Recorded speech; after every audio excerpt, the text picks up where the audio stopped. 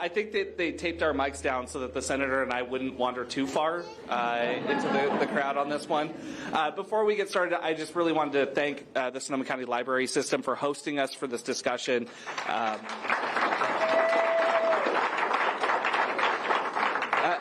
I think town halls, talking with your representatives about what's happening around the world, has a symbiotic relationship to the free and public access to information that the libraries provide. And so it's just, for me, a really good venue for us to be able to have this event. I want to welcome up Erica, the library director, here to say a few words. And just thank you so much for the partnership, and thanks for having us.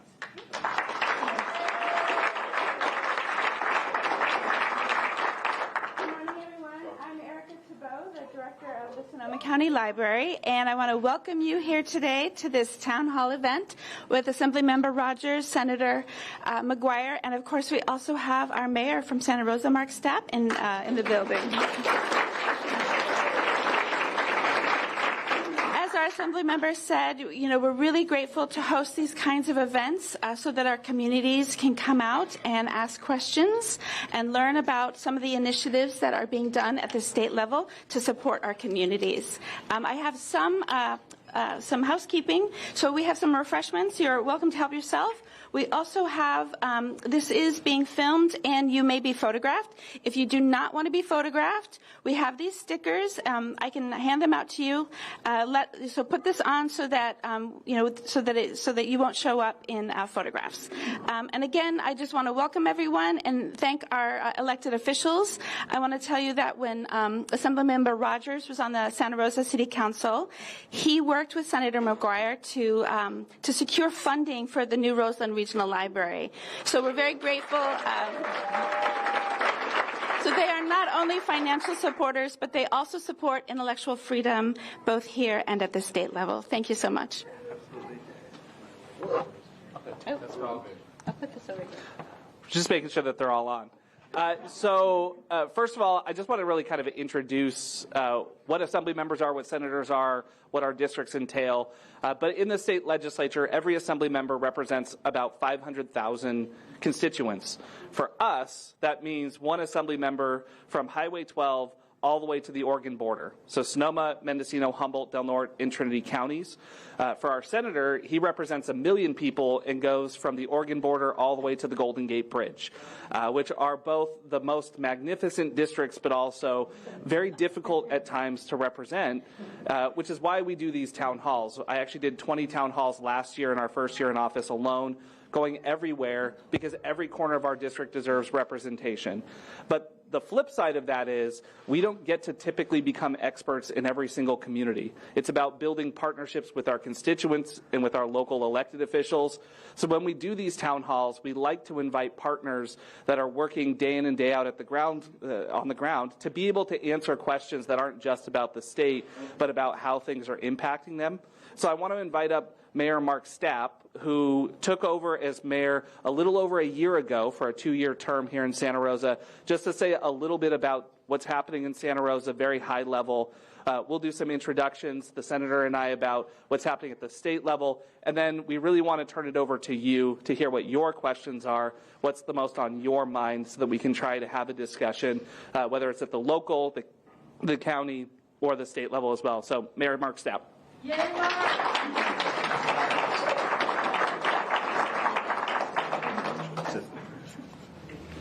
Hold on. There we go.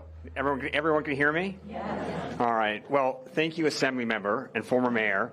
I had the great pleasure of serving with Chris for a couple of years on the council, and he was very much a mentor to me. In fact, the reason I even thought about running was because of Chris. And it's a thrill to be up here today, both with the Assembly Member and with the Senator. So I'm glad that Erica mentioned it. Erica mentioned the Hearn Avenue Hub, where Chris and Mike brought in 8 figures of money to help build not just a library, but a new fire station. In addition, the senator has been incredibly helpful building over in Fountain Grove to rebuild that fire station which we lost in the fire. And I'm not going to talk about the parks funding that's come in, the community center funding that's come in. A special thanks to the senator for decades now, it's literally decades, of support for the city of Santa Rosa. If you see the building that's going on, it's because of these two in large measure. And that's a big part of, yeah, let's give a round of applause there. And that's a big part of the Santa Rosa story right now. I'm not going to take a lot of time, but one of the really nice areas of momentum for the city is that we are building. Last year we did $75 million in capital improvement projects in the city. So you saw the street improvements along Sonoma Ave, Santa Rosa Ave, in your neighborhoods. You saw some of the improvements to parks. Well, in 2026, we're going to put out to bid or start construction on $125 million of capital improvement projects for the city. So that's going to be a lot of street repair because heaven knows we hear it about the potholes and the street issues. But it's going to be parks improvements. It's going to be other kinds of infrastructure improvements. And so when you see the cranes, when you see the construction, know that that's money that in part has been brought in by these two gentlemen, which is making our city better. And it's going to be a good thing for the community. At the same time, I'll just mention it because you're going to read about it in the paper. We've got some budget issues, but we've got a plan. And right now the city is reaching out through events like this, town halls, to talk about where we're going with our budget and what our plan is to get ourselves on firm fiscal footing. But know that as you're reading the headlines that they'll be negative, there is a plan and things are going to be good, and we're going to be making every effort in the city to make sure that you're aware of the details. And then finally, I'm going to end on a positive note. I heard that's how you're supposed to handle these things. Look at the companies that have been moving into our city that's the 5th largest in the Bay Area, a fact that a lot of Santa Rosans don't recognize. But you see the name brands that are coming into Montgomery Village, and I hope you're all enjoying Montgomery Village. You see Southwest Airlines coming into the community. You see the discussion about the United Soccer League. Minor League Baseball is thinking about coming to Santa Rosa. They see our population center, they see our income level, and they want to be here. And it's going to be great for the economic development for our area, for the jobs, for all the great things that come along with that development. So I'll end on that note, but again, end on a note of thanks for these two gentlemen in particular, for all that you've done for Santa Rosa. And just know that there are some really good things coming for the city. And with that, I'll turn it back over to former Mayor Rogers. No, and I do want to say there is no one who works harder for the city of Santa Rosa than the mayor. Has been on the council 3 years now. It has really thrown himself and his family into making sure that this city is an incredible place to live. So I appreciate that, Mr. Mayor. Let's go ahead and start talking a little bit about the state. And I'll kick it over to Senator McGuire in just a minute here. But it really is interesting, might not be the right term, but I will tell you on a personal level, there is no better time to be in public service than when you feel like you can be service to your community. And the work that I started doing last year, the legislation that we pursued, really has been impactful and meaningful for me to be able to fight for the community that I grew up in. To make sure that we are defending California and Californians first. And we'll get into a deep dive on each of these issues if folks want to, but we'll talk about what are we doing about ICE. We'll talk about how are we protecting California from having billions of dollars bled off by the federal government. We'll talk about the impact of H.R. 1 on our healthcare systems and what that means cascading down into the social safety net and how California is trying to make sure that we put everybody in a position to succeed. That's been a lot of the work that we've done over the last year. There's a second bucket that I think is really important, and that is recognizing that our district is very unique, and that when we are working on issues at the state level, it wasn't perfect before Trump, and it's not going to be perfect after Trump. So how do we continue to address the affordability crisis for California? How do we make sure that energy stays affordable? How do we make sure that our schools are able to have a good education system for our youth that are coming up? And I think that that's very important as well. And then the third one is, how do we strengthen our institutions? Because we have seen the test points from the White House. We've seen the test points even from our governor's office. How do we strengthen the institution so that we leave it in a better place and that democracy is stronger for having served in the legislature? I'm happy to get into the specifics where folks want, but I'm going to kick it over to Senator McGuire, who I've had the pleasure of working with for over a decade now. He knows all of my terrible puns. I can't even make them and seem like they're original anymore. And now we get to have kids growing up together, which has been really exciting for me and special. So thank you, Senator, for being here.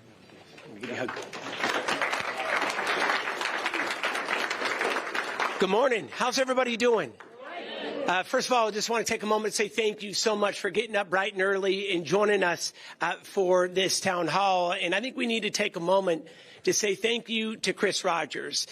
He does an amazing job representing Sonoma County, the entire North Coast. He is up and down Highway 101 from the Oregon border all the way here to Sonoma County. Let's give them a round of applause, please, and say thank you.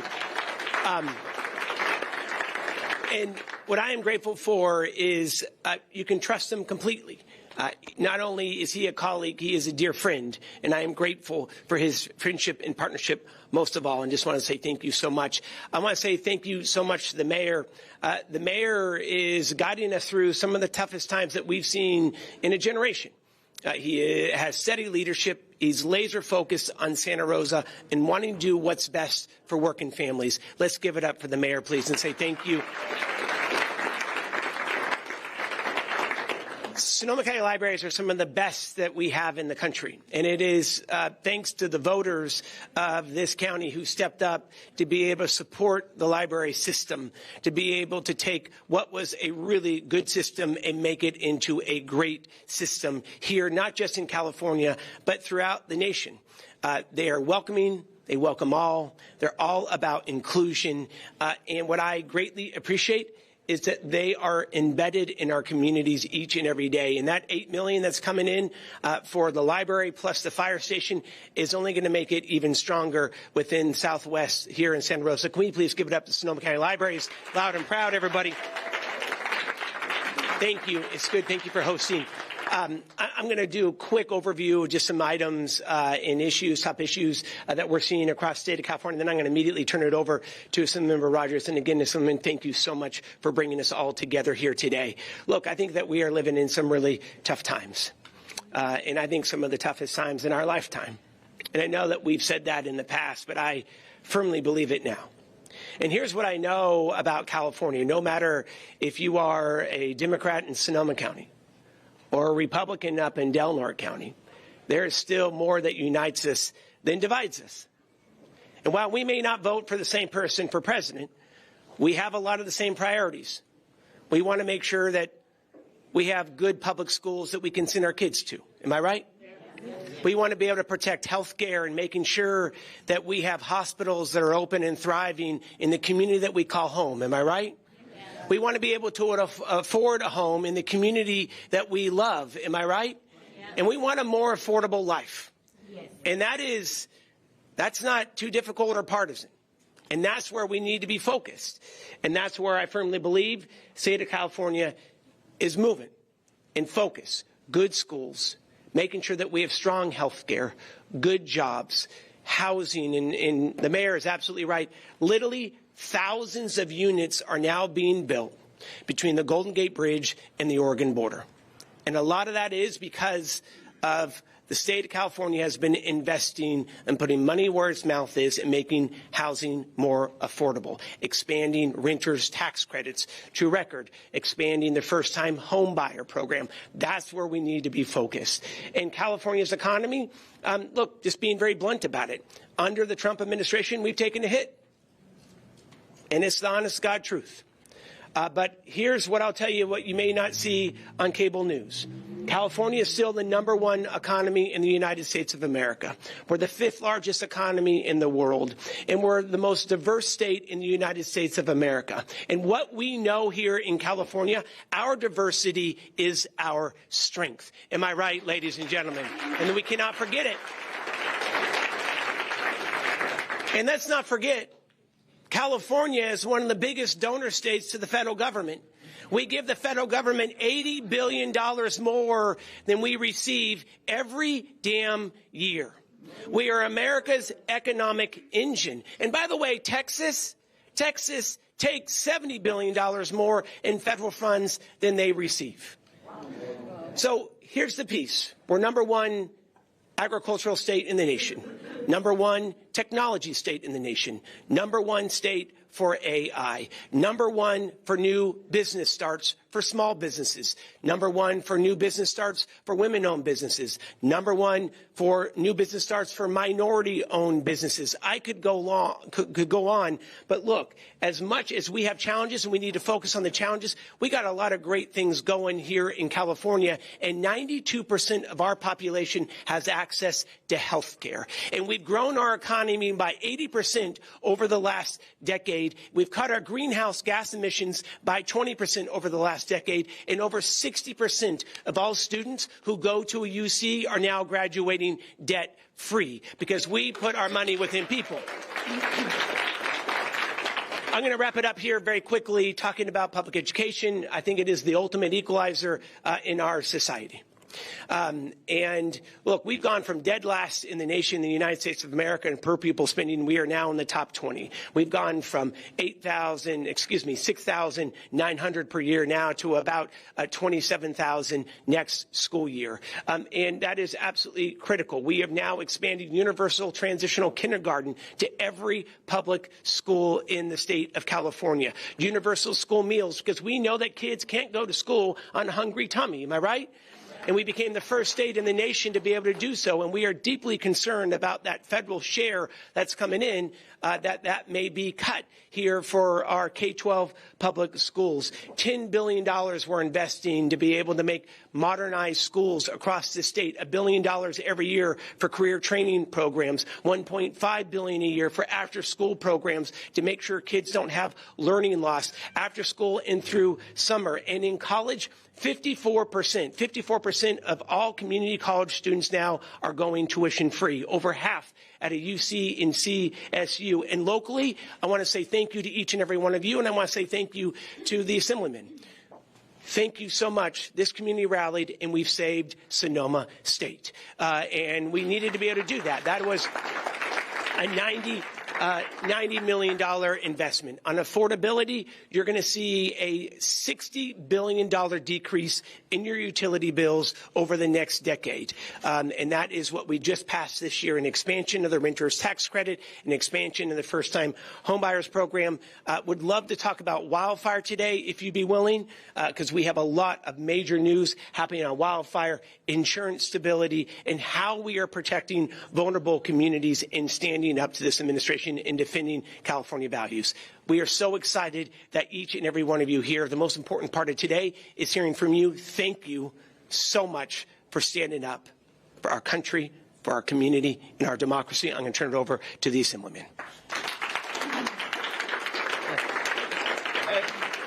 I am going to quibble with one thing that the senator said, or more likely didn't say. And he talked about all of the incredible things that are happening in California.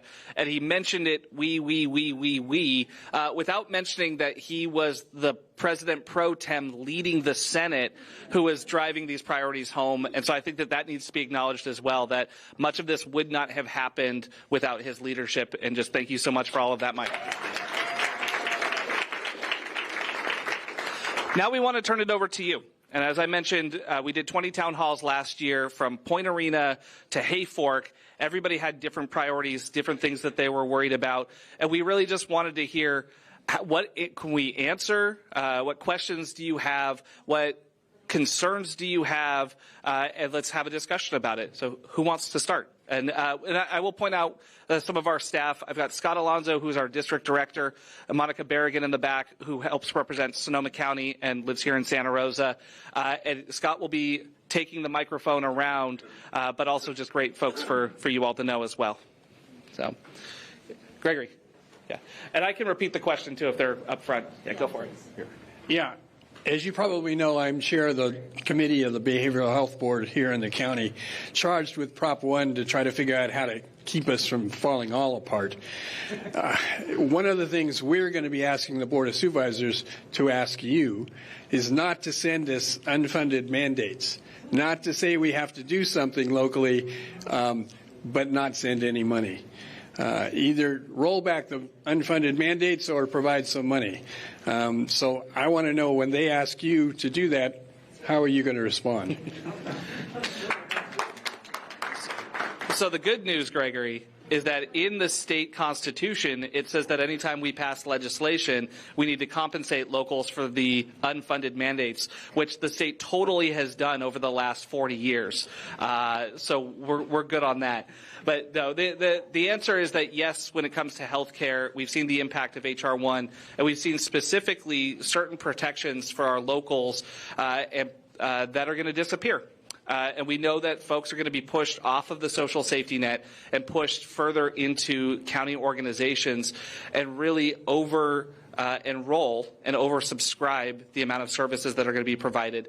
There's a designation, for instance, that H.R. 1 was helping to eliminate that looked at areas that didn't have enough providers and provided resources to those areas. That is going to disappear under H.R. 1. We are getting ready to introduce a bill in partnership with RCRC, the Rural Counties Representatives of California, to reinstate that on the state level so that our local care systems get that funding that they need as well. We know that it's going to push folks from preventative medicine into emergency room visits. There's going to be issues around indigent care for the county system. And we know that the estimate for Sonoma County is that that'll last for about 6 months at its current funding level. We know that the diffusion of those costs across a larger pay base is going to disappear as we have additional work requirements that are being put in place as well for folks. So it's top of mind. We know 100% that we need to completely revamp how we view our care system in light of H.R. 1, and happy to work with you on that. But certainly we'll be watching what happens in terms of unfunded mandates or other costs, and we'll be working with you. Thank you so much, and grateful for your work. So quickly on the issue of mental health, behavioral health, addiction, first and foremost, we need equity when it comes to physical and mental health care in this nation. Yes.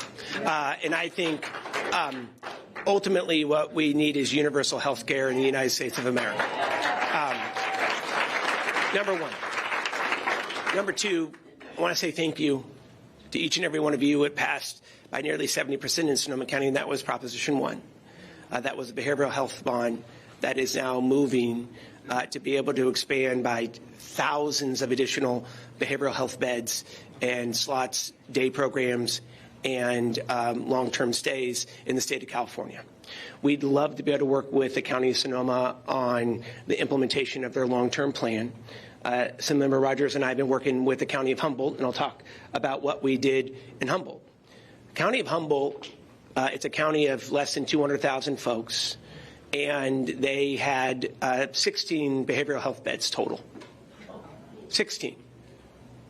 And with a lot of work, and this has been, 7 years in the making. Chris Rogers and I have been working on this. We are now expanding the number of behavioral health beds in Humboldt County to 130. We are about to break ground on a brand new wing of Mad River Hospital that will have 40 behavioral health beds focused on addiction and mental health. We're going to be breaking ground on a behavioral health center for the first time in that county's history for individuals under the age of 18. So they're no longer transferred to the Bay Area or Sacramento or LA and are separated, because what we know is transfer trauma is real. We would love to be able to work with the County of Sonoma on the implementation of their long-term plan.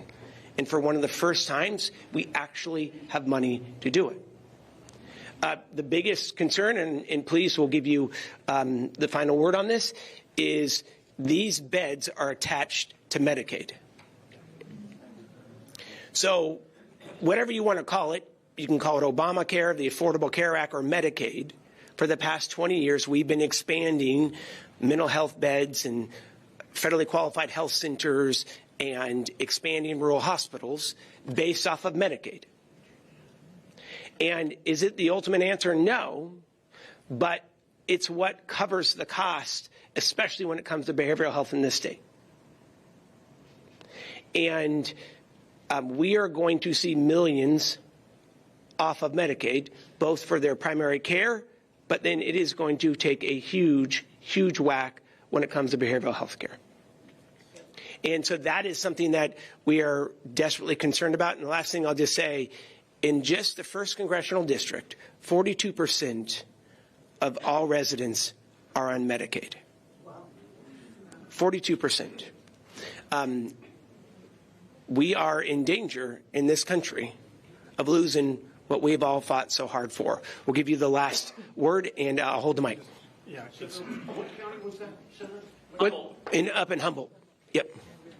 You'll be happy to know that, and I'm hoping all of you will help us be that partners. The county's integrated plan, which we have to have by June 30th, and we're working hard on right now, will be up on the county website in about 2 weeks. We invite all of you to help us make that even better by reading it and giving us comments. It's called the County Prop 1 Integrated Plan. Look for it on the website, and hopefully we'll make it really help us out a lot. Thank you. Much more to come. You want to lead off the next one? Sure. All right. Hi. Hi. Good morning. My name's Kenny Meyer, and I'm wondering if you are aware of the Sonoma County land grab that's going on in Sonoma County. Our code enforcement come around.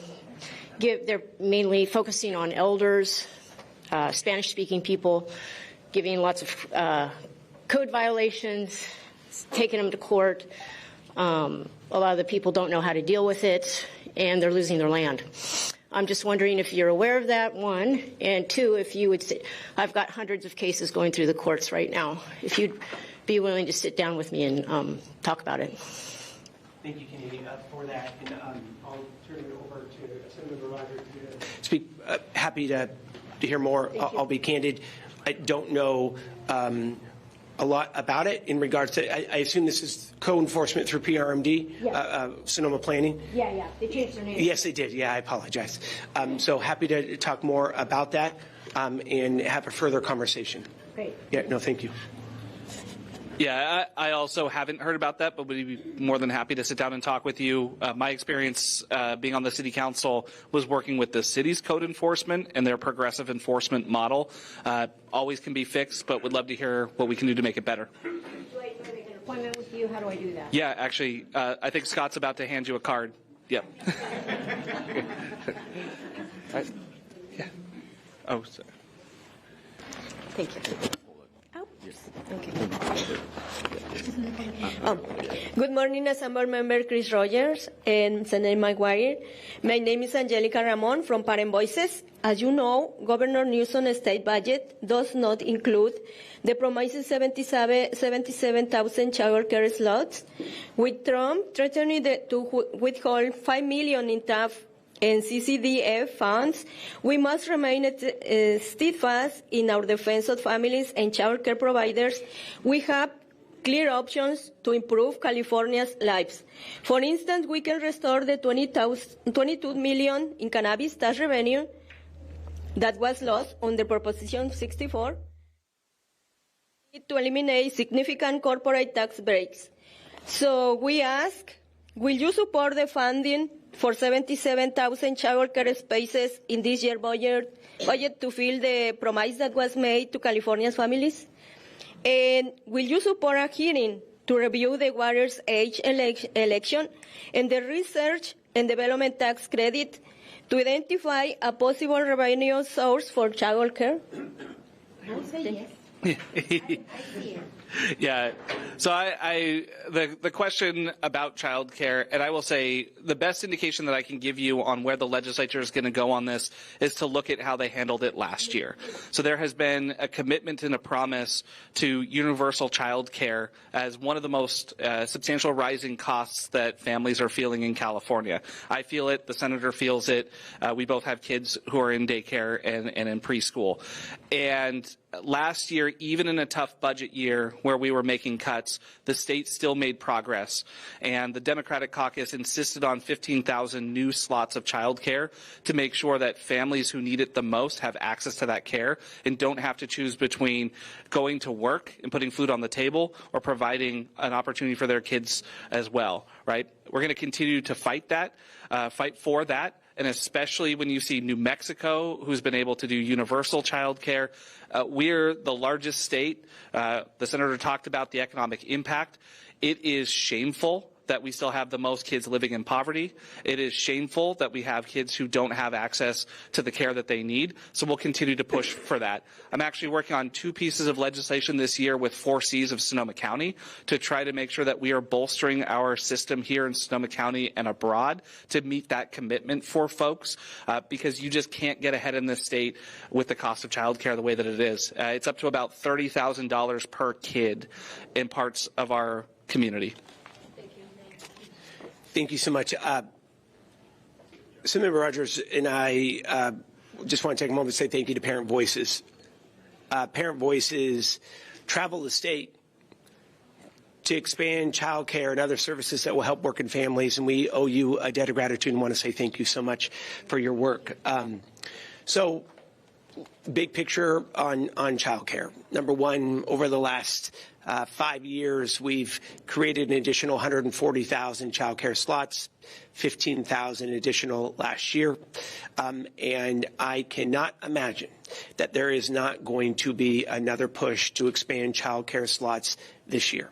It is one of the greatest economic development tools that we have in this state, is to be able to provide child care, to be able to get folks out of the home, working in our communities, and that's where we need to focus. I am not at all trying to not answer your question directly, but we're going through the budget right now, and here's the good news: we've closed the budget gap, and we are seeing revenue coming into the state above estimates, which is really good news. I cannot imagine that we will not put additional child care slots and implement them here starting next school year.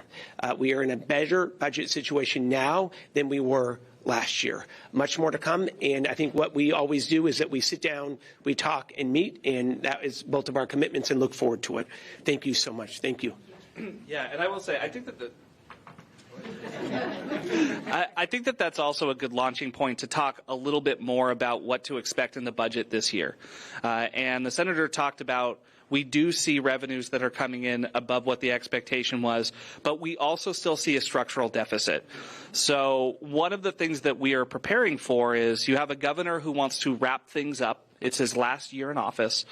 We are very concerned not just about balancing the budget this year, but looking long term, 3, 4, 5 years out, what that runway looks like so that we can meet some of those priorities. We're also having a pretty substantial conversation about what our tax system looks like from an equity standpoint.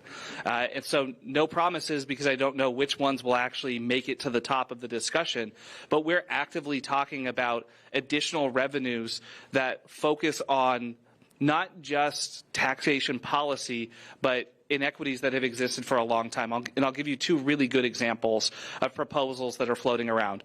One is called the Water's Edge designation, which Assemblymember Damon Connolly, who represents from Highway 12 down to the to the Golden Gate Bridge, has been leading on.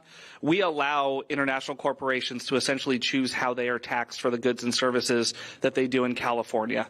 And if all we did was take away the option that is the easiest for them, the less money for them, and tax them the way that Texas does, it would be a couple of billion extra dollars in our coffers a year. That is not something that is put on the backs of the working poor in California. It is on the international corporations who do business here. So that proposal is moving forward and has been introduced as a piece of legislation. The other one, I'm not sure what we're actually calling it now, but it was originally being called the McTax, where we were looking at corporations that don't pay into Medi-Cal and then turn around, and when you fill out your job application to start, literally hand you an application to Medi-Cal. Walmart, McDonald's, some of your large corporations that are cutting out the knees of folks by paying them less, but then pushing them onto the social safety net so that the rest of us are paying for them. And that not only increases that cost, but it increases the cost for emergency services for folks. So we are also looking at a stipend on those corporations as well to fully fund our healthcare system and our social safety net programs. And I'll be very quick on that. Massachusetts has implemented this exact structure. Look, here's the bottom line. You have the largest corporations in the world that hire folks under the mandated hours so they don't get health care benefits from the company that they work for. So then what they do is they go and get on to benefits through either Medi-Cal or Medicaid, and then all of us pick up the dime. And I want to be very clear of what this would look like. It would only be for the largest employers in the state of California, and it would be based off of the percentage of employees that they have that are on either Medicaid or Medi-Cal. So this would not impact small businesses, but I'm going to be blunt. I am done subsidizing the largest corporations in the world and the billionaires who can afford to pay their people what they're worth. But being very clear, this would not impact approximately 95 to 98% of the businesses in this state would not be impacted by this approach. So that's really important. The other thing I'll just mention really quickly that makes the budget a little squishy this year is, technical term. We're waiting to see what the damage is going to be from the federal government, if I could just be so candid. And again, I'm not at all trying to be partisan, but I want to tick down some of the biggest areas of threat. Number one, the Medicaid cuts. So the Medicaid cuts, the big Medicaid cuts where they're taking folks off of health insurance, that won't take effect until the end of this year. Conveniently after the midterm elections. Fast forward to mid-2027, that is when the cliff is going to hit. We estimate anywhere between 12 to 30 rural hospitals and health centers will close by mid-2027 in the state of California. 3 in our district, I think? Yeah. Glenn County Medical Center, by the way, closed. The only hospital in Glenn County closed 90 days ago. So that's a big issue. Another big one is SNAP. We know that the federal government is one of the largest buyers of produce, protein, pork, beef, etc. They've already cut out the subsidies that they've been given to food banks. That impacts agriculture. And then two, these SNAP cuts are going to have a devastating impact on families, and it's also going to have a devastating impact on rural stores, grocery stores and markets, because they rely on folks who come in with government benefits to be able to buy milk and cheese and protein, etc. Those SNAP cuts could be anywhere between low end $3 billion in California, $5 billion in California. The NIH cuts, the National Institute for Health, you see the University of California system is one of the largest research arms in the entire world. We're expecting anywhere between a $2 to $4 billion hit from the federal government in the research arm. That will be devastating to our economy and to some of the smartest folks who are leading the way on research. And the last piece I'll just mention is on infrastructure cuts. We've already seen about a $10 billion clawback on projects that were already funded for infrastructure, highways, bridges, energy projects. We saw $400 million taken from the Port of Humboldt for offshore wind, and that is going to have a big impact on the economy as well.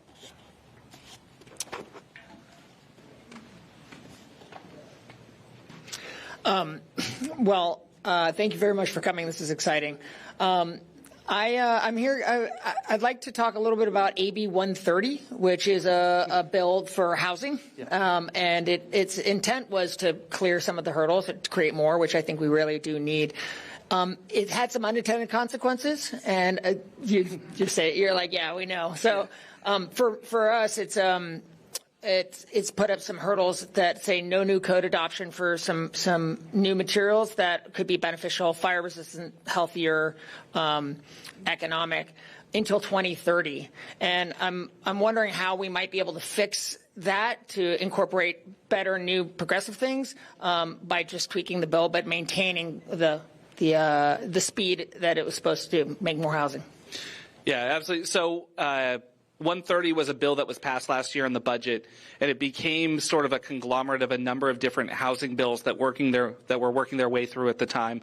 That bill in particular was a Nick Schultz bill that was really focused on the staff costs of having to implement new building regulations more frequently, and that's what he was aiming for. There are some unintended consequences, like you mentioned, which is it does prevent us from putting materials in that are more fire resistant or putting that into the code right now, which is something that obviously Sonoma County knows quite a bit about. When you saw the disparity in the homes during the Tubbs or the Kincaid fire that were built to different standards. So it is something that's being looked at. But 130 in general, there's a fix-it bill that is being worked on right now between the Speaker and a couple of Assembly members that really focuses on 3 other really big mistakes that were made, I guess is the way to put it. One was it wanted to streamline advanced manufacturing projects, but didn't actually define what that was. And so you have CEQA that has been waived for a number of really big projects with communities not sure what the impact of that will be. That's one thing that is on the agenda. The other one is it eliminated some tribal consultation from CEQA projects. That was an unintended consequence of it, and we've been working hard to make sure that that gets resolved as well. And then the third one was it messed with the definition of an endangered species that has some ramifications in our communities around funding and around local land use policies. So there is an effort that has been introduced this year to fix some of that as follow-up from last year's budget. We're happy to keep you in the loop on that as it goes forward. Yeah, as the fixes happen, just helping with Housing and Community Development Department, define what it is, giving them a mandate to say, hey, voluntary code is different than mandated code. And that would be really great. Okay, that's great. Thank you. Thank you. Thank you very much. Oh, you're going to hold the phone? Gentlemen, thank you for the opportunity to ask my question in this event. You opened the town hall talking about intellectual freedom, intellectual vigor. It's not lost on me as a researcher, however, that when you use the public library resources, they don't keep these records. They don't keep records of reports on governments, the jurisdictions that are taxing you, the things that lead up to the decisions, the backroom meetings, the secret meetings. They don't keep records of any of this. Most everything falls off the edge of the table in the 70s for some reason.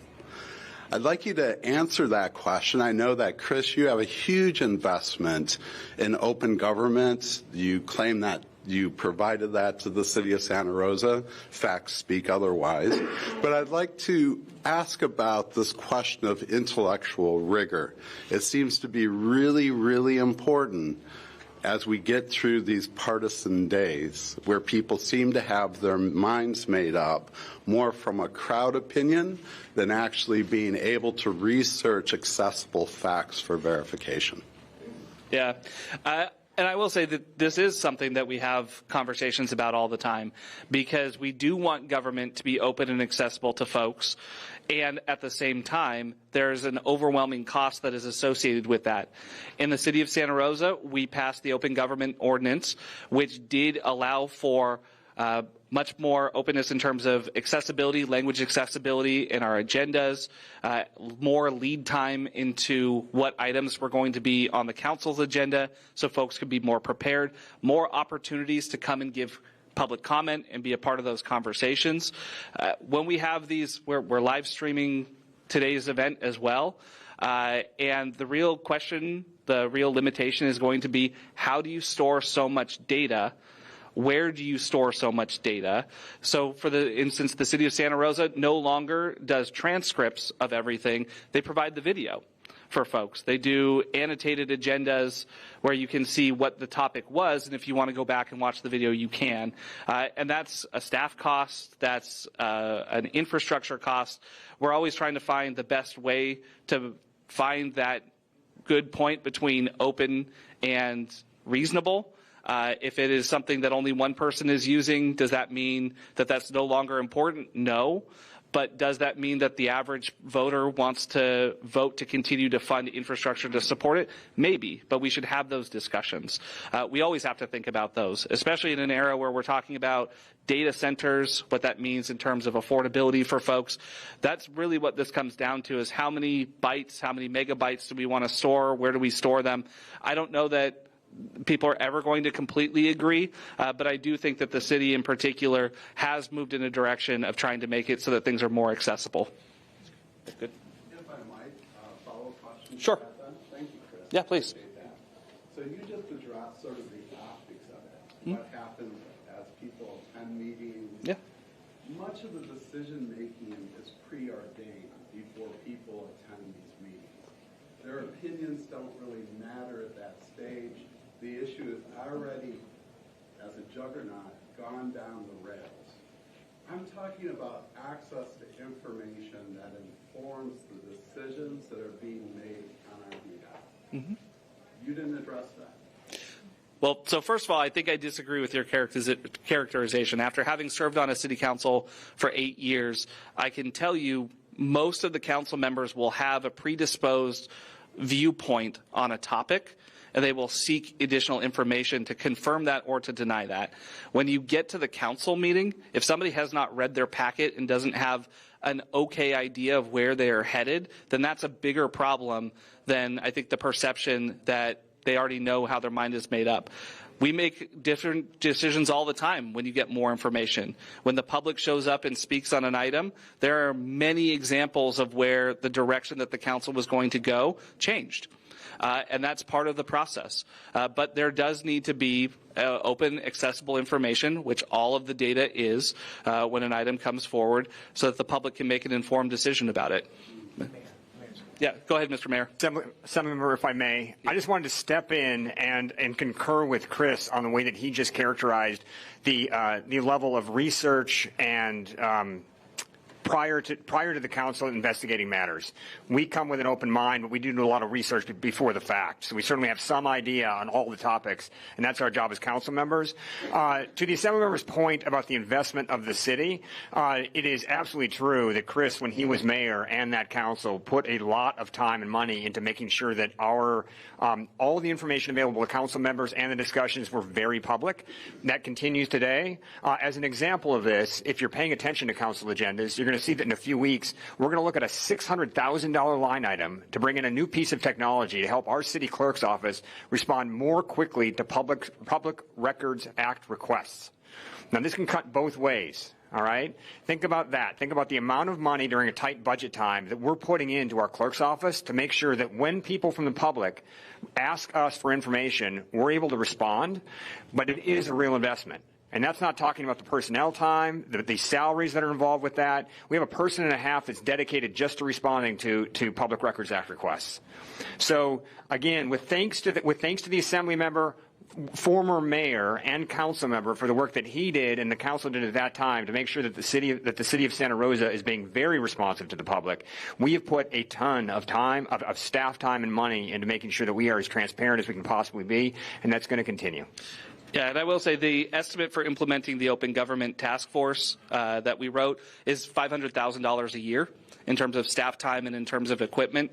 That is what the city is investing to try to be more open and transparent. And then in this new role, part of why we do these town halls is going around and talking to folks about their specific issues. I tell them all the time, we get one assembly member for 5 counties. LA gets 27 assembly members. And so it's harder in some of our more remote areas for people to feel heard.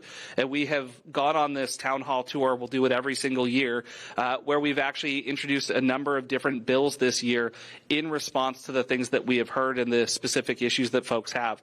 I'll give you a really great example. My district has the most tribes out of any assembly district in the state. The first bill that we introduced last year was AB 263, which recognized for the first time indigenous voices up on the Klamath River, working with the Yurok tribe. That was signed into law. This year, at the end of last year, we took 3 days and spent time up with the Karuk tribe up in Humboldt County, who practice indigenous fire practices. We learned from them, and we've introduced a bill this year called the Good Fire Act that is building off of indigenous knowledge. That all comes from that open engagement and that community engagement with with the public, because I'm not going to be the expert in most issues. And so talking to folks who are and hearing the impact that they have, I don't think that that's just a good governance thing, but I think it helps build trust in the institution as well, which is why we spend so much time doing it. Hi. With so many pressing issues, one thing that I think hasn't been had enough attention is the environment. And so last year, our legislature weakened the California Environmental Quality Act. And this was to get rid of, make exemptions mainly for housing, et cetera. And so there was a cleanup bill to try to reinstate some of the things that were taken out of it.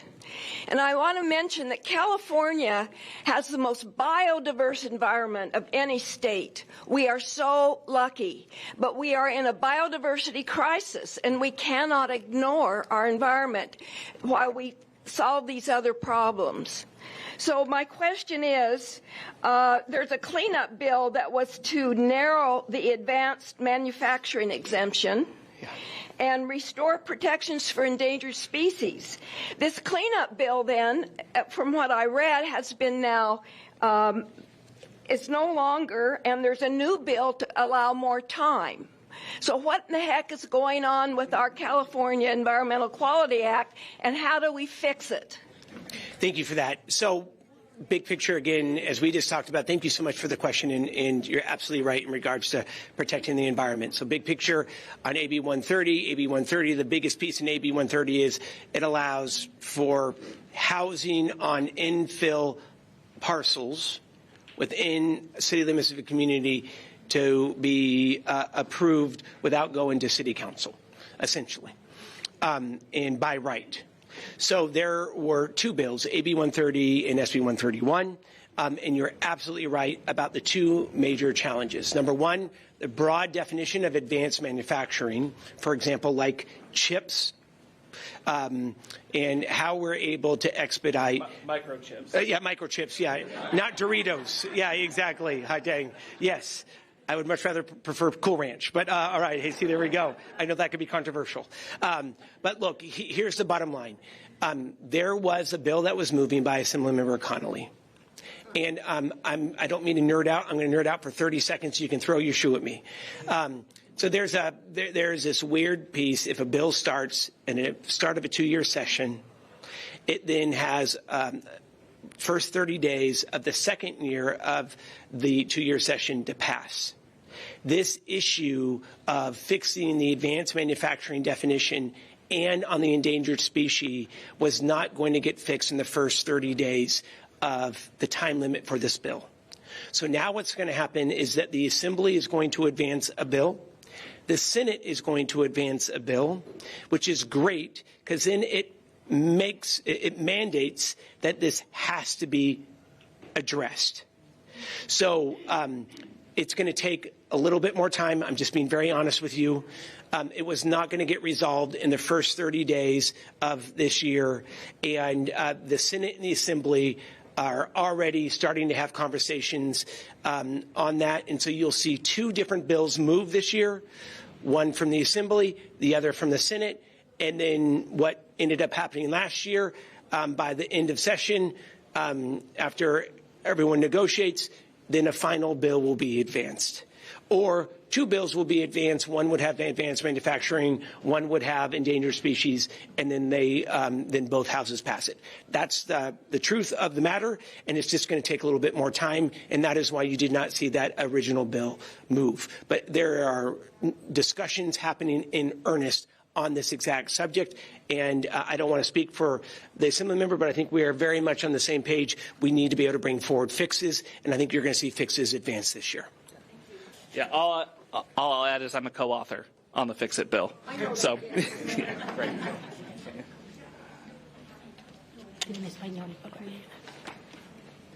Hi, good morning. I'm going to speak in Spanish because I want our voice to be here.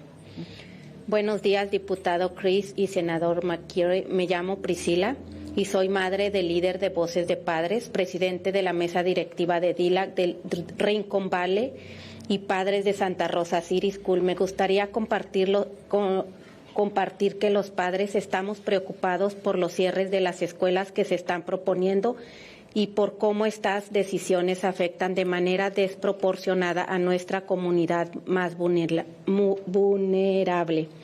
incluyendo aprendices de inglés y a niños con necesidades especiales. Cuando se cierran escuelas o se reducen apoyos, nuestros hijos pierden estabilidad, servicios especializados, apoyos lingüísticos al personal que conoce sus necesidades. Preguntamos, ¿podrían intervenir para que haya transparencia y participación? ¿Podrían proteger y fortalecer los fondos para aprendices de inglés y educación especial? ¿Tomarían acciones concretas para que fondos lleguen directamente a estos estudiantes? I'm going to translate. Good morning, Assembly. Chris Rogers, Senator McGuire. My name is Priscilla. I'm a parent leader of Parents' Voices, chair of the board of directors of DLAC and in the Rincon Valley District, and parent representative at Santa Rosa City School. I would like to share that parents are very concerned about the proposed school closures and how this decision disproportionately affect our most vulnerable communities, including English learners, children with special needs. So when schools are closed or supports are reduced, our children lose stability, specialized services, language supports, and the staff who know their needs. So we ask you, will you intervene to ensure transparency and genuine community participation before any school closes? Could you protect and strengthen funding for English learners and special education? Would you take concrete actions to ensure the funds go directly to the service allocated in our school? Yeah, so I'm going to start off with, in terms of keeping those services within the district, that's guaranteed already in state law with the individual education plans that people have, and it has to be adequate. And we have seen strengthening from the legislature on that process to make sure that every student has access to the education and the services that they need to be successful. In terms of school closures, I just want to be really honest about where the discussion is headed right now. You have a local school board who right now has the authority to have those discussions. And we saw that all through the last 2 years as they were discussing with their budget challenges which schools were the most impacted, which schools would close, how they would consolidate. That was done through a more open process. You have an ability to elect people during a campaign for school board members based on those discussions. And if the state ends up coming in and having conservatorship over the school district, which is what's being discussed right now, your school board essentially becomes advisory. They are no longer the ones who are going to make that decision. It is going to be somebody handpicked out of Sacramento who is a budget expert who will take over operations of the school district, make the tough decisions with less public input than you currently have. That's the biggest challenge. And for many of the communities who have seen this happen, they are still in conservatorship. I think that the number I heard was that 10 school districts have gone into conservatorship, 9 are still in it. It is at least a multi-year process because not only do they have to right-size the funding for the districts, the budget, but then they also have to pay back any loans from the state with interest, and that is a high bar in many communities. So I'll leave it there. That we'll be watching certainly very closely to make sure that we are trying to address any of those impacts, but it really is a tough challenge for our school districts once they go into conservatorship. Priscilla, thank you so much for your question. And obviously this is an issue of deep concern in Rincon Valley and Santa Rosa City schools as well, right? My sister-in-law is an instructional aide in Rincon Valley. We are very focused on what's happening in Rincon Valley and Santa Rosa City schools. Just being very open about it, Priscilla, it would be best for the local boards to make the decision on tough decisions versus having the state come in. It is always better to have local control. And we are working right now with the Sonoma County Office of Education, because what will end up happening if, for example, Santa Rosa City Schools is still in a negative finance mode, ultimately the Sonoma County Office Superintendent will make a call. She picks off of a list of approved potential interim superintendents that will oversee the district. That individual will then come in and make decisions without the input of the board or the community. It is a very difficult situation.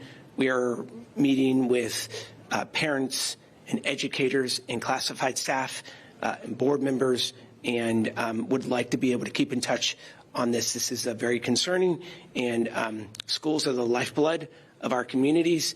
We are both public school kids all the way through, and it is one of our top priorities, and would like to be able to keep in touch with you if that's okay, Priscilla. Thank you so much. Please. Senator McGuire, let me tell you something for last Sure. Priscilla told you. We need to be sure the community be involved. 100%. Because this is the problem. They apply equity. It's not equity. When you bring up the budget, some districts give more to another school than the other. And this is the budget. Oh, I see what you're saying. And so what's going on for the future is who receive less is that we decide to close without involve the community. So this is the inequity that is existing right now. And this is proportionally, because we don't know if someone is looking then how they, devise the resources. So this is why the community feel so bad, because they are never being involved, and they just heard, just on Friday, I'm going to close the school. They sent a survey with just 18 families respond, and a number of 500 families. How they decide that in just 5 days with a weekend? So it's just like I'm sorry, I feel passionate that because I'm a mom with a special kid. So I'm not imagine how the parents feel right now when it's the kids is not receiving the services. You know how much time is for kids with disability just transition the one activity for the other? Yeah. So my son just to move on from 1 year for the other, it takes more than 6 months to the teacher explain to the kid that he is going to move to another teacher. So this is, and they are not heard. Why they don't speak English? Parents don't have who can talk for them. I appreciate that. And can I just say, I do not apologize for your passion, for your emotion. Thank you. And hearing you talk, your son is so lucky to have you, and really grateful that the two of you are here. And I start getting emotional hearing you talk, and it is so incredibly personal. And so we are so appreciative that you are here and hear how important it is, especially when we take a look at Sonoma County schools in general. Fastest growing population in Sonoma County schools are Latino students. My wife, in closing the schools, my wife is an elementary school principal up in Hillsburg with a large English language learner population, speak English as a second language. And we have to focus on their success. And I promise you, we are very focused on these two districts, Rincon Valley as well as Santa Rosa, and hear you loud and clear. It has to be about equity. Those who do not have a voice have to be at the table, right? And having a voice. And I'm grateful that you're here. We hear your voice. And Rhiannon and Scott will give you a card, and we will be following up with you, if that's okay. And I just, if we can give her a round of applause, please. I just want to say thank you. Thank you so much. Thank you. Thanks for being here. Thank you. Thanks for coming. I went to work in the state Senate in October of '78 and spent the first year working on realigning the state-county relationship. So I understand more than most that Prop 13 is a third rail that you don't often touch. But there is a way to raise billions of dollars without changing anything for homeowners who own their homes and who benefit from Prop 13, and that is to close the loophole that allows corporations, when they do stock transfers, to avoid a reassessment. My question to you, particularly to the pro tem, but also to Chris, or the ex-pro tem, is there any possibility of that coming to fruition, or is it basically hopeless? Look, I'll let the Assemblymember speak for himself. I do not think you're going to see a Prop 13 loophole bill move in the legislature this year. Ever? I don't know about ever, but I can say this year. So look, where I think the state has to move, and we have to move strategically on revenue, is those corporations who intentionally skirt their obligation to their employees to be able to provide benefits. That is a several billion-dollar hit to all of us who are subsidizing the richest individuals and corporations in the world who are doing business in America's largest economy. So I think, this is just my opinion, I think that is going to be most likely the one area where the legislature is going to be focusing this year. I will also be blunt about it. The governor has said very clearly where he's at on the issue of taxes. So this is just as we were talking about CEQA. I think CEQA is going to move. There's going to have to be a long-term conversation between the Assembly and the Senate. When I mean long-term is this year, over the next coming few months, on how we get there on the subsidizing of corporations and benefits. I'm just being honest about it, and I never want to BS you. And before you answer, Chris, I appreciate your honesty. My own judgment is that it's absolutely hopeless, but it is insanely absolutely hopeless. And I think the challenge is compounded by the fact that this was just on the ballot a couple of years ago, that we put split roll on the ballot for folks. This is not split roll. No. Let me finish. Yeah. I think Prop 13, because of the way that it has been discussed since its inception, has people who were concerned that as they age that they'd be priced out of their communities, especially when they're on a fixed income. It is viewed largely as a lifeline to keep seniors in their home. And I think that gets conflated with other issues around Prop 13 that otherwise reasonable people could agree need to be fixed. And we saw that play out when split roll was on the ballot, where the vast majority of voters did not agree with the measure, and even more than that, didn't understand the measure. And so if you're going to get to a place where you're able to close some of these loopholes that you're talking about, it's going to take a really concerted education effort for folks, and make sure that we've done our job to have people feel safe in their community. That I always go back to when I was in school, they taught us the wing walk theory of political science, which is if you're on a plane and you're on the wing of the plane and you're gripping on tight as it's taking off, you are not going to let go of where you are and grab something else if you think that there is a concern that you're going to fall off the plane. Until you have other safety options for so many folks who feel like they can't afford to live in California, that their home is unattainable, and they're gripping onto what little they have, it's going to be hard to have a conversation about the impact of Prop 13 and closing those loopholes. I agree completely, and I think that the education has to start somewhere. Yeah. And I would have really appreciated if someone at the legislature would stand up and say, this is a discussion we need to have. It won't affect your individual homeowners' property tax at all. It will only affect the biggest businesses who elude the reassessment because of stock transfers. Yep. So I call upon you to start the conversation. No, I appreciate that. Thank you. I have another local question, and it's about downtown Santa Rosa. I've lived here 20 years, and I'm a homeowner in downtown. I've seen a landslide of open business, basically businesses for rent right on the blocks, a couple of blocks from here. This is accelerating. It's very concerning to me that we're sacrificing the county seat. I don't understand what factors are driving a negative economy in downtown Santa Rosa and living in Santa Rosa city of, combined with the problem with public schools, the spiraling down property values in a downtown area, the lack of a real cultural life in downtown, the restaurants are going out of business. I know restaurant owners who are scraping by.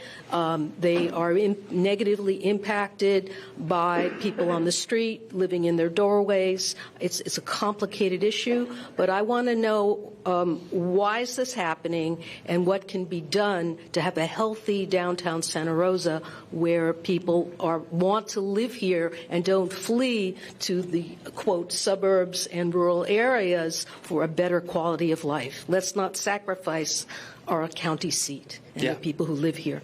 So please. Yeah, and I'll let the mayor answer this question as well. I'll give you just my 2 cents, having lived downtown for a long time and been invested in it. I actually think that those two questions are actually linked in some ways. I think that there are many properties in downtown where folks have such a low property tax on it since they've held those businesses for so long or those buildings for so long that they don't really have to do a whole lot with it. And I think when you look at Sonoma County broadly, from the statistic I heard was from 1990 to 2000, Sonoma County grew by about 30,000 jobs. Since 2000, we've had a net loss of jobs in Sonoma County. Part of that is, if you look at what we've been through in terms of wildfire, that has had a significant impact. It's cost over $100 million for the city of Santa Rosa to recover from the Tubbs fire alone. And that doesn't even include all of the investments we've had to make to be able to make our city more safe. That's a lost opportunity in terms of focus on economic development, staffing around economic development. And it's something that we have been trying to address through the Economic Development Subcommittee with an Economic Development Strategic Plan, looking at what our opportunities are, and I'll let the mayor talk about that. But I think that at its core, I've seen just since 2015, every time it feels like downtown is about to round the corner, we start to see more live music pop up, we see more foot traffic. All of that drives vibrancy in downtown and makes people want to be there. Something happens, whether it's the Tubbs fire, whether it's the pandemic, that really has a negative impact on it. So I think that we are trying to figure out how to design that better. And I'm just going to throw this one out there. We were even getting to the point where we were talking about getting rid of paid parking to see what the impact would be in downtown. And with that grenade, I'm going to throw that over to the mayor. That's how you're segueing over to me? Yeah. So I preferred your soapbox, where you sort of gently approach the Prop 13 discussion and one of the unintended consequences of Prop 13 downtown, and that being a reason why we do see some vacant storefronts downtown. But let me push this in a different direction. If you talk to our commercial realtor community, they'll have a different story. What they're seeing downtown is multiple bids, a little bit of competition for some of our downtown sites by businesses, both businesses who are that are relocating from some of our other commercial centers and businesses coming in from outside the area. You will note it, so you will see a change, I think, in the near future with some of those downtown spaces, because our commercial real estate community says, hey, there's been a shift in the winds, and the kind of vacancies that we were seeing, especially back in 2020, when our local vacancy rate hit 30%, roughly speaking, it's better than that now, and it's moving in the right direction. And part of that's because of the economic development trend that I mentioned in my earlier remarks. We got folks that are paying attention to downtown Santa Rosa for the reason, believe it or not, within a 15-minute drive of downtown Santa Rosa during the weekdays, we have 300,000 people. You think about that? The number of people that are coming down to shop, to be part of downtown, to go to SRJC, to use our hospitals, to go to the schools. Businesses see that, and they want to be a part of that. So they're looking at our downtown in a different way. As Chris mentioned, we've been trying for years to incentivize that. Most recently on council, you saw the ordinance we put into place regarding, or not the ordinance, the study session we had on the entertainment zone downtown to give businesses more freedom to do events and allow people more freedom to walk around with drinks. I'm looking at Chief Cregan there in the background. There are some public safety issues with that which we'll address, but we are doing everything we can to incentivize people coming downtown to work and to have fun. And if you're a member of our community that comes down on weeknights, you've seen the change. You'll notice that you're hunting for parking right now. Back to the parking discussion. Oh, I'm going to come back to that in just a second. But when you come down to the restaurants, you're not pulling right up in front of your restaurant because there are other people downtown right now going to some of the new restaurants that are downtown, going to some of the theaters that are downtown.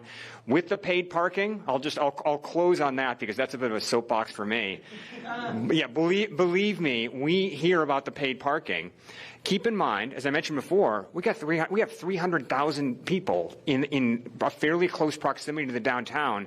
That creates a different environment for us than Healdsburg, than Petaluma. And I'll remind everyone here that just as when my wife and I are driving up to Healdsburg, we're not pulling up right in front of our store up in Healdsburg. We're parking at the lot several blocks away because so many folks are there. And downtown and Healdsburg is a town of 12,000 people, as the senator well knows.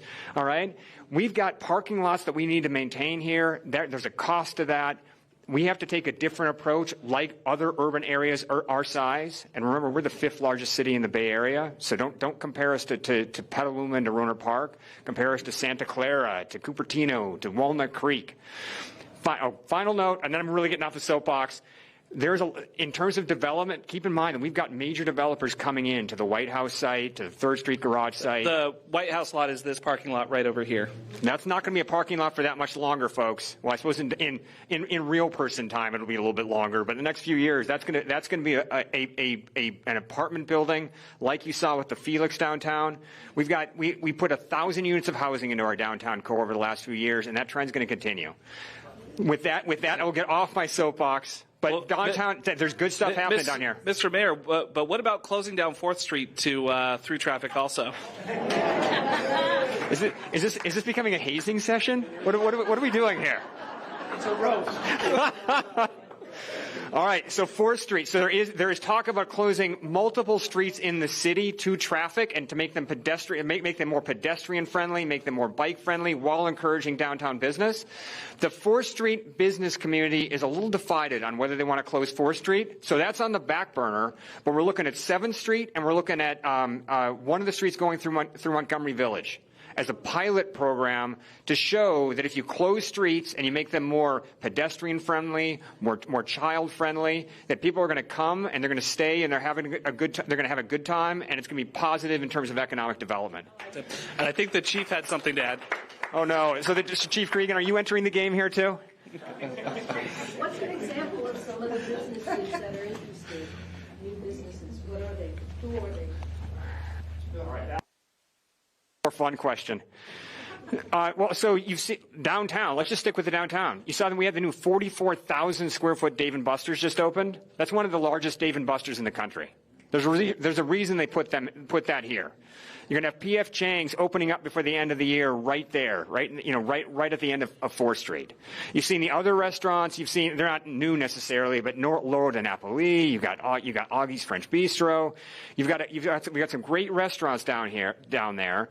And with the success of Montgomery Village, you've got other retailers looking at what's going on with the mall, what's going on with Railroad Square, another vibrant spot, what's going on in Montgomery Village, and they're saying, well, hey, look at all those events in Courthouse Square. Look at the traffic. Look at the people that are down there throughout the day. So there are some big name brands coming down there. Did I mention Waymo earlier? Did I mention that Waymo is going to come up here? Self-driving cars in the sleepy city of Santa Rosa. Imagine that. Hey, Mr. Mayor, Erica also wants me to ask about the renovations of the downtown Central Library. I was told I only had to make welcome remarks. Chief, please, Chief.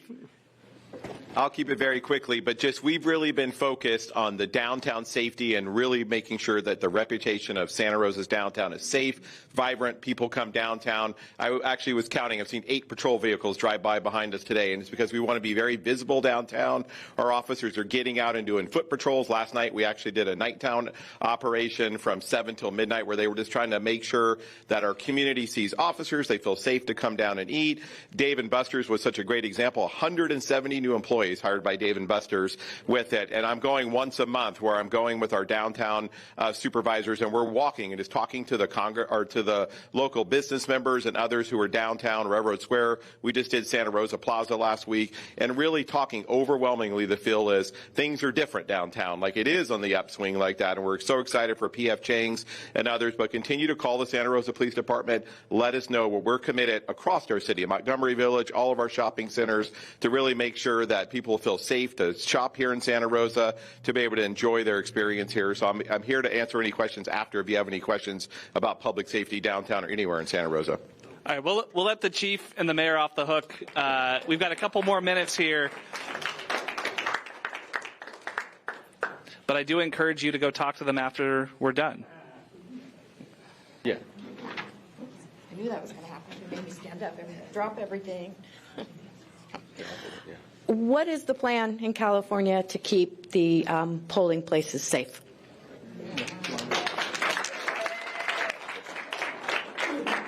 Thank you for that. And I just got to take a moment to acknowledge Indivisible. And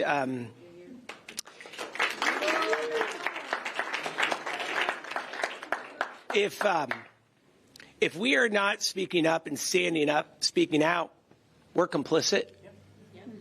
And it would be immoral not to, and Indivisible doesn't lead the way. So I just want to say thank you. So let's talk about polling, and if we can talk about immigration enforcement and ICE as well. Is that all right? Yeah. All right. And again, I was getting emotional just a bit ago, and I don't mean to do it again. What we are seeing in this country right now is not what we have all been fighting for. It's now what we need to fight against. This is not who we are as a country, and it has to stop. And I've never been more proud to call California home. When this hostile administration has come for us, we push right back, having the safest voting rights and election system in the country, protecting immigrants in this state, $100 million in immigrant defense for individuals who are illegally rounded up, racially profiled, and put in detention centers. This is not who we are as Americans. And let me just remind folks, President Trump said he was going to be focused on the worst of the worst. 72%, check my facts, 72% of all who end up in ICE custody have no criminal record. 72%. They are violating the Constitution, the First, the Second, and the Fifth Amendments. Racially profiling, going into homes without judicial warrants, going after individuals who are law-abiding. This is not who we are. So let's talk about voting centers. I never thought that we would be in a position last year of developing a plan on what to do if ICE came into California for intimidation and went in front of voting centers in the Inland Empire and Southern California. And yet we did. We had law enforcement tactical teams at the ready to be able to create a clear path and keep voters safe in this state. And we're going to do the same damn thing in November. In addition, we had 1,000 attorneys on the ready to be able to help protect voting rights in this state. We stood up a special prosecution team at the Department of Justice here in the state of California to be able to protect federal voting rights, to be able to protect the rule of law and the Constitution. It is about standing up right now, ladies and gentlemen, and that is why the state of California is going to use all means necessary, whether it is state law enforcement, our budget, or our attorneys, to be able to protect voters in this state. We will double down on that this year. And what I'll also say, we are winning nearly 2/3 of the time in court. 2/3 of the time. And by the way, y'all, seven attempts that Donald Trump tried to overturn Prop 50. And guess who won all 7 times? The people of California. So, quickly on the issue of ICE. Number one, last year we passed the No Mask Act that mandates that all federal law enforcement have to remove their masks while operating in the state of California. This Trump administration is challenging us right now in federal court. Number two, we have banned ICE from going into public schools in every community in this state. We have banned ICE from going into hospitals and federally qualified health centers. And we just closed the loophole here with SB 747 that takes away immunity of ICE officers when they violate our constitutional rights. What currently is in state law, if, for example, a police officer, a sheriff deputy, a member of the California Highway Patrol violates an individual's constitutional rights, all of us can have our day in court. That is not the case for federal law enforcement officers. And, yep, Trump administration is going to take us to court on that, and I firmly believe that we are going to win. I'd like to go a step further. We need federal law enforcement reform. So what does that mean? Number one, and Kristi Noem, who, by the way, needs to be impeached, right? Kristi Noem has now said that all ICE officers now have to wear body-worn cameras. Take a look at what the chief has on his chest right now. That is what the law of the land is here in the state of California. All federal officers should be mandated to wear body-worn cameras. Number two, what we've done here in the state of California. There are 9 offenses that a local police officer could advance: violating the individual's constitutional rights, lying on a police report, excessive force, that individual law enforcement peace officer could be taken up and be stripped of their ability to be a peace officer in the state of California. We need that same enactment at the federal level. No one is above the law, especially law enforcement. And by the way, the vast majority of police officers, they do their job because they love their community. They're law-abiding. This is giving law enforcement a bad name. Chief Cregan is one of the best damn police chiefs in the state of California. It makes his job more difficult. The last piece that I think that we need to enact on the federal level, if there is a use of force claim and it is substantiated, that use of force claim or sexual harassment or sexual assault by a law enforcement officer in the state of California, it goes up online for everyone to see. You want to talk about transparency? That is what we should be doing, and the federal government needs to enact that. But the bottom line is this, and I just want to be very candid. None of this is going to happen if Donald Trump remains in power. And so the way that we're going to fight this is by flipping the House of Representatives. That is why we passed Proposition 50. There is no more go along and get along for Democrats and independents and decline to states and enlightened Republicans. This is a 5-alarm fire in our democracy, and we have to stand up and we have to fight back. And I firmly believe good will always, always win over fascism in this country. And I think that we're going to do it. And we are, the last thing I'll just mention is all stakes, all tools are being discussed right now with the Office of Emergency Services, leadership of the legislature, along with the governor's office, on what we need to do. No expense will be spared for this upcoming election.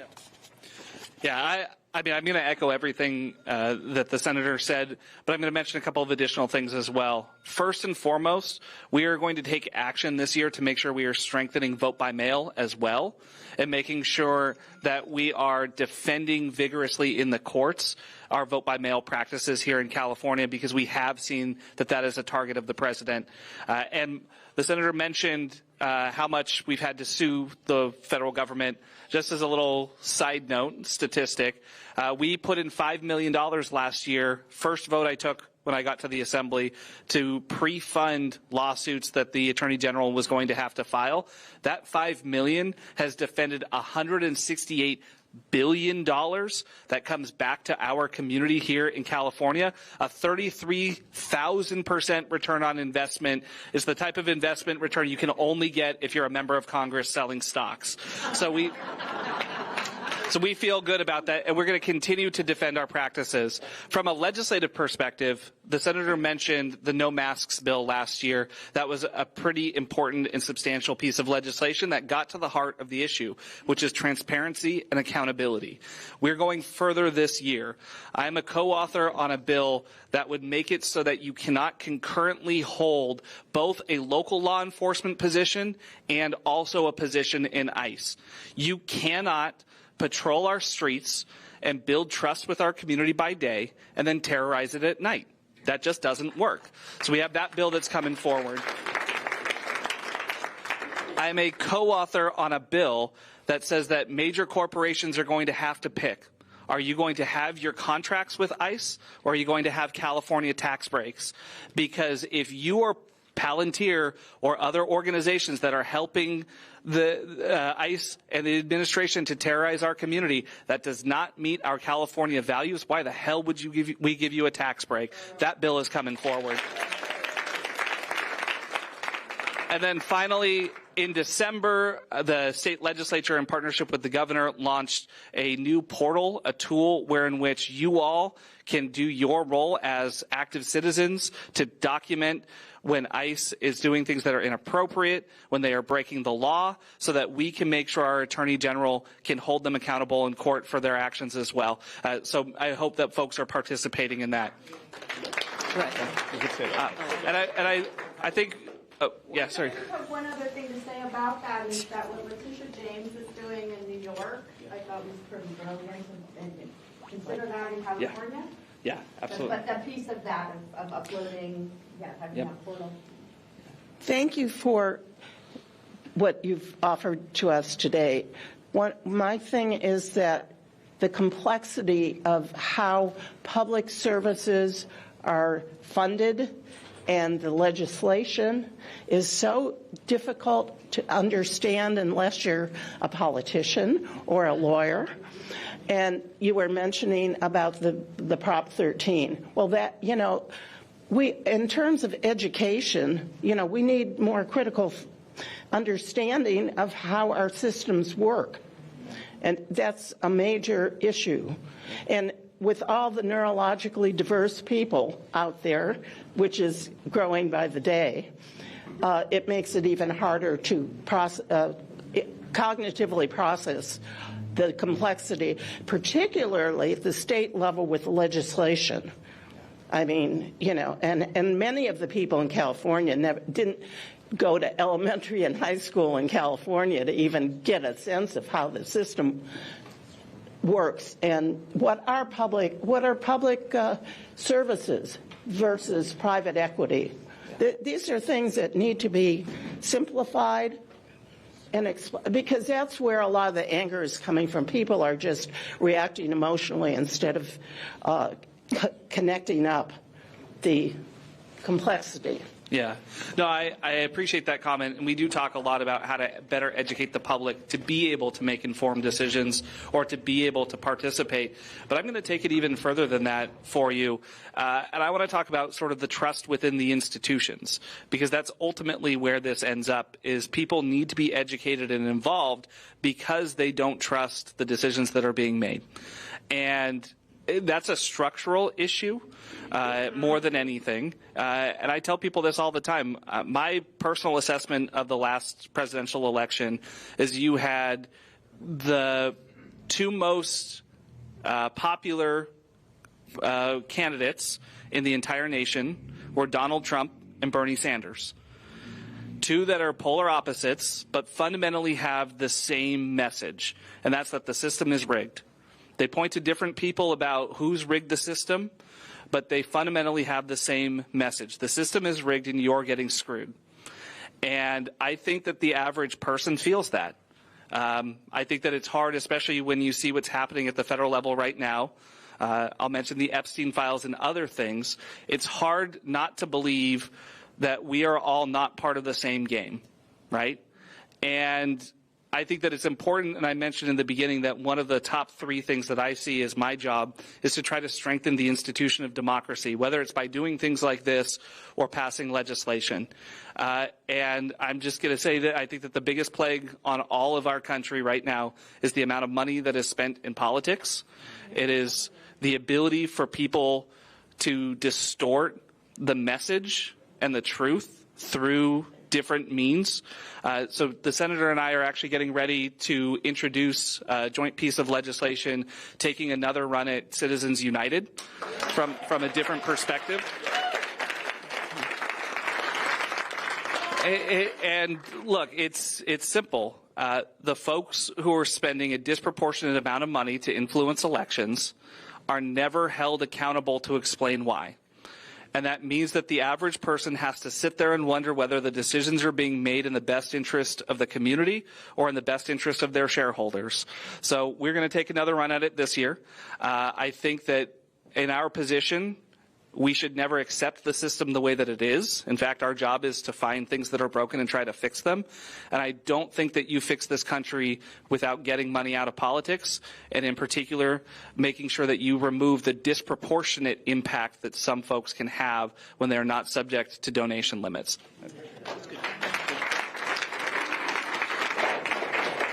It looks like we've got time for one more question, and then we'll wrap it up. We'll talk after. Good afternoon. We'll go here and then we'll come here also. Good afternoon. My name is Mark McComas. I'm a constituent in the 2nd District. Thank you, gentlemen, for being here today. You talk about accountability and transparency. No one's above the law. People that do bad things should be held accountable. I'm formerly with the Small Business Administration. I'm formerly with Department of Commerce.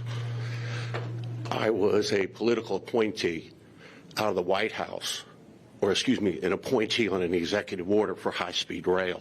Mm-hmm. When I started on it, it was $34 billion. It's now $134 billion. The young lady up here with talked about the small business. We have an organization in Sacramento called GoBiz. I want to get back to accountability. The director of the OSDBU, or the Office of Small Business Advocate, was just removed for grant fraud. Her name is Tara Lynn Gray, and then replaced by another person who is questionable as well, who I've known for years from the SBA. Folks, it's on a much higher level. You talk about these, you losing grant money here. I talked to John from Mendocino County. They lost a $400,000 grant by an email out of D.C. Folks, things are much, we need to look at a higher level of holding people accountable. Our pension, the CalPERS pension is $265 billion in the negative. $24 billion of homeless fraud. Bill Asaley in L.A. just brought in, there's another program called Home Key. Please Google it. Billions of dollars is being scammed from Sacramento. Senator, you came in 2014, right after I was when they broke ground on high-speed rail. It's risen $100 billion. You talk about accountability. Why aren't we arresting people? Why aren't we arresting Tara Lynn Gray? Right. I mean, folks, I'm talking about these. You talking about these small little grant dollars, folks? If we would just have some accountability. Thank you, Mr. Rogers. And I tell you what, I look forward to talking to you. I have specific evidence. I have the streams of nonprofit grant fraud that's going on.